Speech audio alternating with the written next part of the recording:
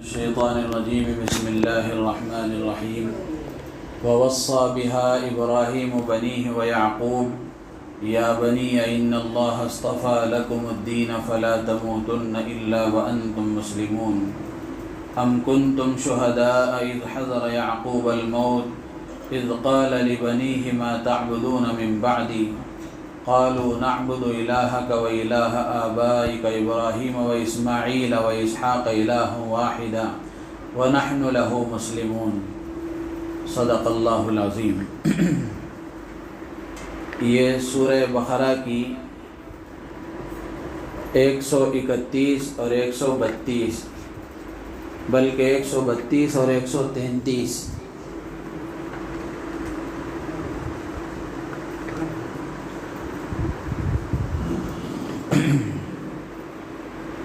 یہ دو آیتیں آپ کے سامنے پڑھی گئی ہیں۔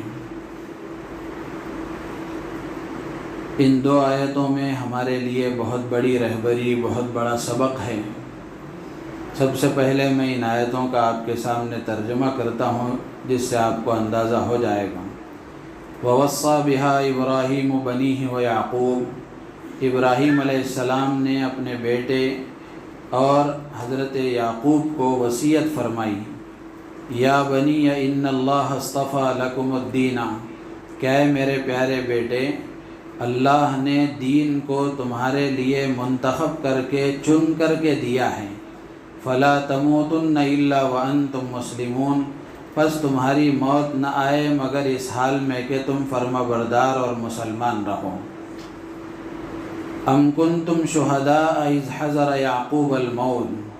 کیا تم اس وقت موجود تھے جب حضرت یعقوب علیہ السلام کی وفات کا وقت قریب آیا؟ اذ قال لبنیہ ما تعبدون من بعدی، جب انہوں نے اپنے بچوں سے پوچھا کہ تم میرے بعد کس کی عبادت کرو گے؟ قالوا نعبد الہک و الہ آبائک ابراہیم و اسماعیل و اسحاق الہ واحدا، تو سارے بچوں نے کہا ہم آپ کے معبود اور آپ کے آبا و اجداد کے معبود یعنی حضرت ابراہیم کے خدا، حضرت اسماعیل کے خدا اور حضرت اسحاق علیہم السلام کے خدا، ایک اکیلے اللہ کی ہم عبادت کریں گے۔ وَنَحْنُ لَهُ مُسْلِمُونَ، اور ہم اسی کے فرما بردار بن کر رہیں گے۔ تو آج ہم اور آپ اپنا جائزہ لے کر کے دیکھیں، عموماً ہمارا مزاج اپنی اولاد کے سلسلے میں یہ ہے کہ ہم ان کی دنیا کی ترقی کے سلسلے میں، دنیا کی خوشحالی کے سلسلے میں خوب سوچتے ہیں کہ میرے بچے دنیا میں کیسے خوشحال رہیں، کیسے ترقی کریں، دنیاوی اعتبار سے کیسے وہ آگے بڑھیں۔ ان کی پوری فکر کی جاتی ہے، ہر باپ کو، ہر ماں کو اس کی فکر ہوتی ہے، لیکن دینی اعتبار سے ان کی دینداری کی جتنی فکر ہونی چاہیے وہ فکر ہمیں نہیں ہوتی، اس فکر میں انتہائی کمی ہے۔ تو ان دونوں آیتوں میں اللہ تعالیٰ نے ایک تو حضرت ابراہیم علیہ السلام کا تذکرہ فرمایا ہے اور دوسرا حضرت یعقوب علیہ السلام کا تذکرہ فرمایا ہے۔ تو حضرت ابراہیم علیہ السلام اپنے بیٹوں کو نصیحت کر رہے ہیں، دنیا میں جب تک آپ موجود تھے اپنے بچوں کی انہوں نے تربیت فرمائی، نگرانی فرمائی، ان کی دینداری کا خیال رکھا، دنیاوی اعتبار سے بھی ان کی ساری چیزوں کا خیال رکھا۔ ایسا نہیں کہ ان کی دنیا سے غافل رہے، صرف دینداری کا خیال رکھا، بلکہ دنیا کا بھی خیال رکھا اور دین کا بھی خیال رکھا۔ اور جب دنیا سے جانے کا وقت آ رہا ہے تو حضرت ابراہیم علیہ السلام کے پیش نظر یہ ہے کہ میں دنیا سے جاتے ہوئے اپنے بچوں کو ایسی چیز دے کر جاؤں جو میرے نزدیک سب سے بڑی دولت ہے، جو میری نگاہوں میں جس کی سب سے زیادہ قدر و منزلت ہے، جس کا سب سے زیادہ مرتبہ ہے، وہ ہے دین، اسلام، اللہ کی اطاعت و فرما برداری۔ چنانچہ حضرت ابراہیم علیہ السلام اپنے بچوں کو نصیحت کرتے ہوئے کہتے ہیں، یا بنی ان اللہ اصطفیٰ لکم الدین، اے میرے بچے، یہ دین اللہ نے تمہیں چن کر کے، چھانٹ کر کے، منتخب کر کے دیا ہے، یعنی یہ دین اللہ کا چنندہ ہے، پسندیدہ ہے۔ اللہ نے خوش ہو کر، راضی ہو کر، پسند کر کے یہ دین دیا ہے، تو تمہاری زندگی اس دین کے مطابق گزرے۔ ظاہر سی بات ہے، زندگی جیسے گزرے گی موت ویسے آئے گی، زندگی جیسے گزرے گی موت ویسے آئے گی، اور موت جس حال میں ہوگی موت خود فیصلہ کرے گی کہ آگے کے مراحل کیسے ہوں گے، آگے کا معاملہ کیا ہوگا، موت خود فیصلہ کرے گی۔ تو حضرت ابراہیم علیہ السلام نصیحت کرتے ہیں اپنے بچوں کو، فَلَا تَمُوتُنَّ إِلَّا وَأَنْتُمْ مُسْلِمُونَ، تمہاری موت نہ آئے مگر اس حال میں کہ تم مسلمان رہو۔ یعنی آخری وقت میں بھی جاتے ہوئے بھی اپنے بچوں کو یہ نصیحت کر کے جا رہے ہیں کہ اپنے دین کا خیال رکھنا۔ ظاہر سی بات ہے، جب بندہ دیندار بن جاتا ہے اور اللہ کا فرما بردار بن جاتا ہے تو اس کی دنیا اللہ تبارک و تعالیٰ اس کے قدموں میں ڈال دیتے ہیں، اس لیے کہ ایمان والوں کا مددگار ہے، کارساز ہے اللہ تعالیٰ۔ اللہ ولی الذین آمنوا، دوسری جگہ اللہ نے فرمایا کہ اللہ ایمان والوں کا دوست ہے، ان کے کام بنانے والا ہے، ان کا مددگار ہے۔ شرط یہ ہے کہ آدمی ایمان والا بنے، تو اس لیے اپنی اولاد کی دین کی فکر کرنا یہ انتہائی ضروری ہے کہ ہمارے بچوں میں دین کتنا آیا ہے، اس کی فکر کرنا انتہائی ضروری ہے۔ دوسرا واقعہ یا دوسرے پیغمبر کا قصہ اللہ نے نقل فرمایا۔ حضرت یعقوب علیہ السلام، آپ کے انتقال کا وقت قریب ہے، آپ اپنے سارے بچوں کو اپنے پاس جمع کر کے کیا پوچھ رہے ہیں، سوچنے کی بات ہے۔ دنیا میں اپنے بچوں کے دین کے بارے میں سب سے زیادہ مطمئن اور بے فکر کہ میرے بچے دین کے مطابق زندگی گزاریں گے، اللہ کے فرما بردار بن کر زندگی گزاریں گے۔ اگر کسی کو اطمینان حاصل کرنے کا حق ہے تو وہ سب سے زیادہ مستحق انبیاء علیہ السلام ہیں کہ نبی، دوسروں کو دعوت دینے والے، زندگی بھر اپنی اولاد کی فکر کرنے والے، تو اب نبیوں کو تو کم سے کم اطمینان ہو جانا چاہیے تھا کہ میرے بچے تو بہرحال دین کے مطابق چلیں گے۔ لیکن غور کرنے کی بات ہے کہ حضرت یعقوب علیہ السلام جب ان کے دنیا سے جانے کا وقت آ رہا ہے تو حضرت یعقوب علیہ السلام اپنے بچوں کو جمع کر کے پوچھ رہے ہیں کہ ما تعبدون من بعدی، کہ میرے دنیا سے جانے کے بعد تم کس کی عبادت کرو گے، تم کس خدا کو مانو گے۔ کتنی بڑی بات ہے کہ اپنے بچوں کی دینداری کی فکر، دین کی اہمیت ان کو بتا کر دنیا سے جا رہے ہیں۔ سارے بچوں نے جواب دیا، جس خدا کی آپ عبادت کرتے رہے، جس خدا کے آپ کے آبا و اجداد عبادت کرتے رہے، ایک اکیلے معبود اللہ کی ہم عبادت کریں گے۔ تو ان دونوں آیتوں سے، ان دونوں پیغمبروں کے ان واقعے سے ہمیں یہ سبق ملتا ہے کہ جہاں ہم اپنی اولاد کی دنیا کی فکر میں لگے ہوئے ہیں، غلط نہیں ہے، ضرور ان کی دنیا کی فکر کرنا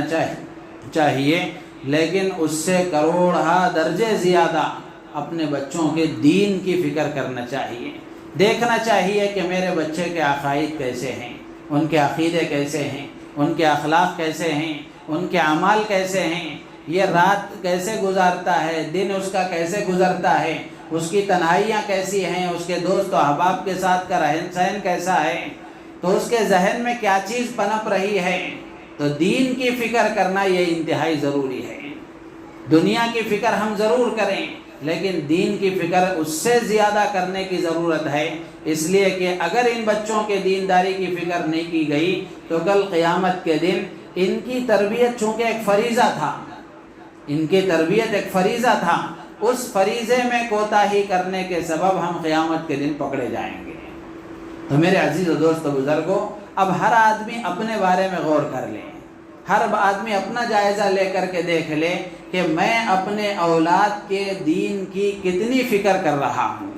24 گھنٹوں میں کتنا وقت میں اپنے بچوں کے دین کے بنانے اور ان کے مزاج میں دین کے داخل کرنے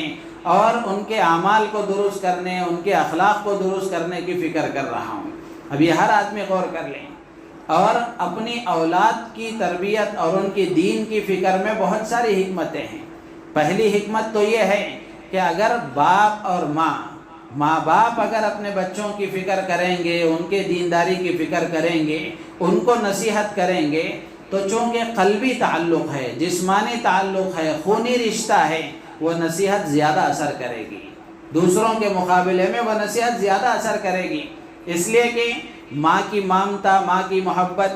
بچے کے دل میں موجود ہے، باپ کی محبت دل میں موجود ہے، اگر ماں باپ بچوں کو دینی اعتبار سے ان کی فکر کریں گے، دین سمجھانے کی کوشش کریں گے، تو وہ بچے جلد اس کا اثر لیں گے،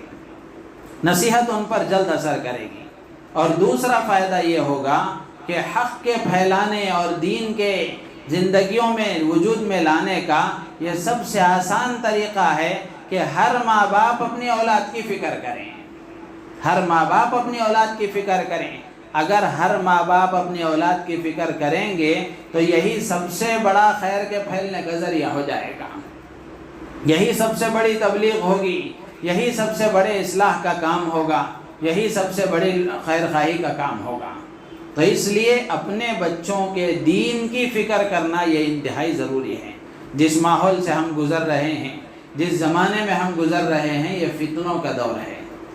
اگر ہم اپنے بچوں کے دین پر گرفت نہیں رکھیں گے، پکڑ نہیں رکھیں گے، نگرانی نہیں رکھیں گے، تو پتہ نہیں ہم خوش ہیں، میں تہجد گزار ہوں، میں پتہ نہیں کیا کیا کام کر رہا ہوں، لیکن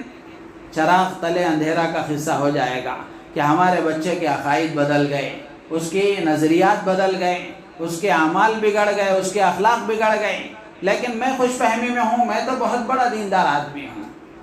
تو اس لیے اپنے بچوں کی تربیت کرنا انتہائی ضروری ہے۔ اسی لیے بعض بزرگوں سے یہ بات منقول ہے کہ قیامت کے دن سب سے زیادہ وہ شخص عذاب میں ہوگا جس کی اولاد دین سے جاہل اور غافل رہے گی، دین سے جاہل اور غافل رہے گی۔ اب ہم اپنا جائزہ لے کر کے دیکھیں، مسلم معاشرہ سرکار دو عالم صلی اللہ علیہ وسلم کے زمانے میں صحابہ اور صحابیات کیسے اپنے اولاد کی تربیت کرتی تھی، کیسے اپنے اولاد کی دین کی فکر کرتی تھی، لیکن ہم بھی انہی کے ماننے والے، اسی نبی کو ماننے والے، اسی کتاب اور اسی قرآن کو ماننے والے، لیکن ہماری زندگیوں میں ان کی زندگیوں میں زمین آسمان کا فرق ہے۔ اسی فرق کی وجہ سے جو مددیں خدا کی ان کے ساتھ آئی تھی وہ ہمارے ساتھ نہیں آ رہی ہیں، چونکہ ان کے اور ہمارے درمیان میں فرق ہو گیا۔ اگر ہم واقعی سچے مسلمان ہوتے، واقعی اللہ کے فرما بردار ہوتے، تو جو مددیں ان کے ساتھ آئی تھی وہ مددیں اللہ تعالیٰ آج بھی ہمارے ساتھ کریں گے۔ تو اس لیے اس موقع کا اہم پیغام یہی ہے کہ اپنے بچوں کے دین کی فکر کرنے کی ضرورت ہے کہ ہم مثال کے طور پر آپ کھانا کھا رہے ہیں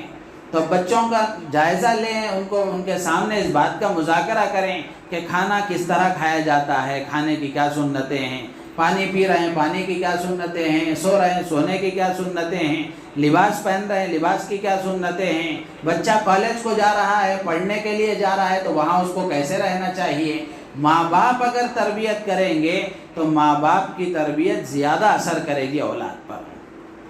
اب خود اندازہ کر کے دیکھیں، بچپن میں ماں باپ نے جو دعائیں سکھائیں، جو سنتیں سکھائیں، جو طریقے ماں باپ نے بتائے، ان کا زیادہ اثر ہے یا بعد میں سیکھی ہوئی چیزوں کا زیادہ اثر ہے؟ بچپن میں جو سیکھے تھے اس کا زیادہ اثر ہے۔